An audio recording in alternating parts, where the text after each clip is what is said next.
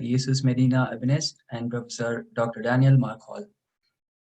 This project is a collaboration with Magic Leap. Quickly looking at the structure, we first go through the introduction, workflow, and the validation. And finally, we have a discussion about the topic.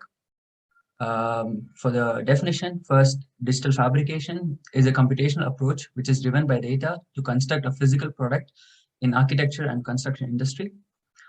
Mixed reality is augmenting a virtual object in real environment using a head-mounting device. And spatial computing is a technology or a tool that creates an understanding of location for communicating and visualizing a relationship to the locations. There are various definitions given for digital twins, and in my research, I used the process digital twin, which has 4 main parameters. That is simulation of digital fabrication process, creating a two-way communication with the robot. That is a connection of digital data to the physical data and the connection of physical data to the digital data, real-time monitoring of the sense data of the robot, and finally, data storage for the future. The current status has initial designing and planning, and then these data is sent to the robots for robotic execution. And finally, the completed product is seen and is inspected by a human. And finally, feedback is given and the design is done. This is completely inefficient feedback loop.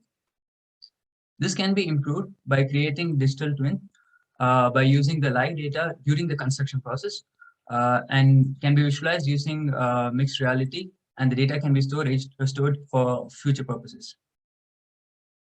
And that's how the basis of the research falls. This is the real-time digital twin of robotic construction process in mixed reality. Quickly going through the workflow. First, we start with the modeling process, and then once it is modeled, the model is sent for creating the robotic process, and robotic process is simulated and visualized in mixed reality.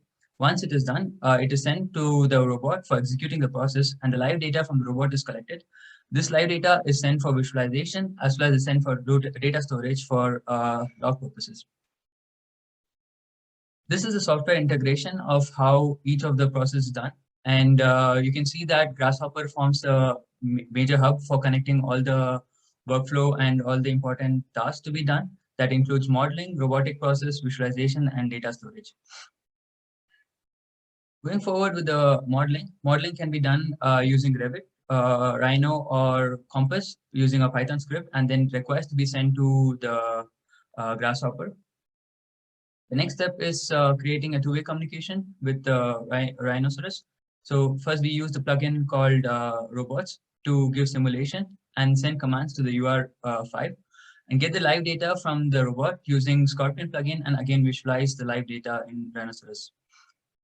Once this two-way communication is achieved, this was sent to Unity and finally to Magic Leap using 0 iteration for visualizing in the mixed reality.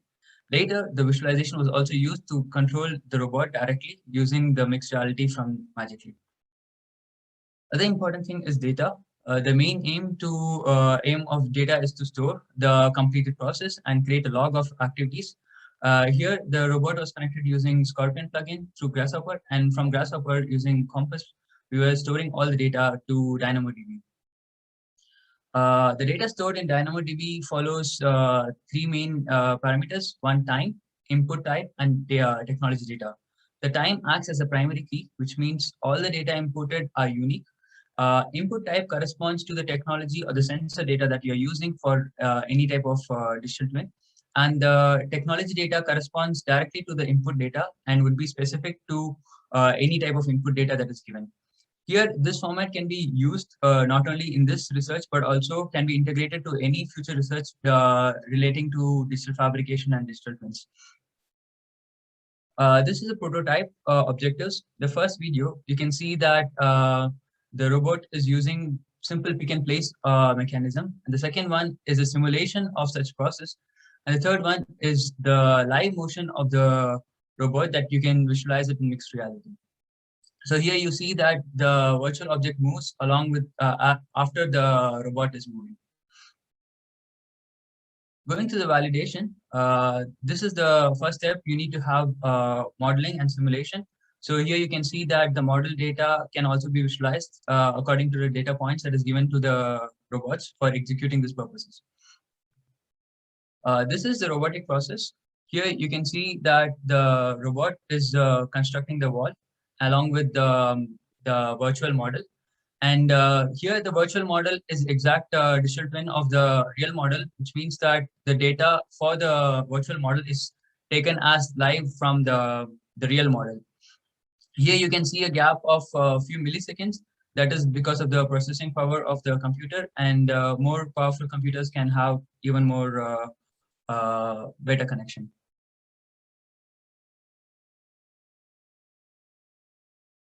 Moving forward, this is the completed wall. Here you can see, as I mentioned before, the data storage has three important parameters: time, type, and robot. This is the one that you see from the highlighted table. So here robot, the input from robot that we get are the angle for every joint, which we use it for reconstructing it in the virtual model. So the first use case for the project is remote monitoring. The main people for these real remote monitoring are project managers or business owners who want to have multiple project status and want to keep updated, not going to the site. And especially with this current pandemic, everyone are preferring work from home or work from offices. And this kind of remote monitoring would help a step further. Next one is process monitoring. Here you can see that the project managers can use this directly to update the status of the project. You can always compare with the project status information with the project intent information at any point of the project. And this can be updated for the process monitoring. Also for a digital fabrication engineer, with the use of high flexible materials like concrete or fabric, this kind of process would help to design what is the next step to move on further. The next use case is real place virtual commissioning, where you can use the mixed reality concept to directly in the site and check for collision and have a pre-check before bringing all the robot and other equipments to the site. A final use case is using real-time robotic control using mixed reality, which means that you can directly use the mixed reality to control the robot. In this example, I used the mixed reality to give the pickup location of the object to the robot so that the robot can directly take the object from here.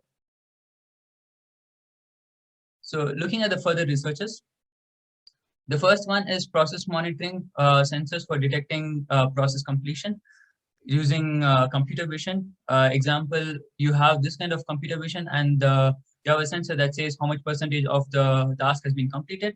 This data can already be directly added to the data storage from the computer vision sensors. The next one is robotic construction optimization. So this is used for training the robots from previous data and using machine learning algorithms. The big reason why is currently this follows a path. First goes to position 1, 2, goes back to position 3, goes to safe location 4, and then places the block, goes to safer position 6, and then finally goes back to position 4. This kind of process can be optimized by using various machine learning algorithms. So directly the robot can be trained to go to from position 2 to 4 without disturbing the model. Mr. Kaushik, sorry to interrupt, but can you wrap up in like a minute so we have time for questions? Thank you. Next one is robotic construction twin of project management, where here the data refinement has to be done and the data extraction and manipulation is important. Ontology engineering for digital fabrication can be laid so that this can be directly used for sending the data to the process management. Finally, using lean automation implementation, where you can use the adapting conception 4.0 and lean project delivery. This helps to move from traditional product management to lean process management. Lastly, spatial computing for design and robotic control, where you can design and control the robot directly using mixed reality, and you can have a communication between the robot. Thank you for your patiently listening to me, and feel free to ask any questions. Thank you.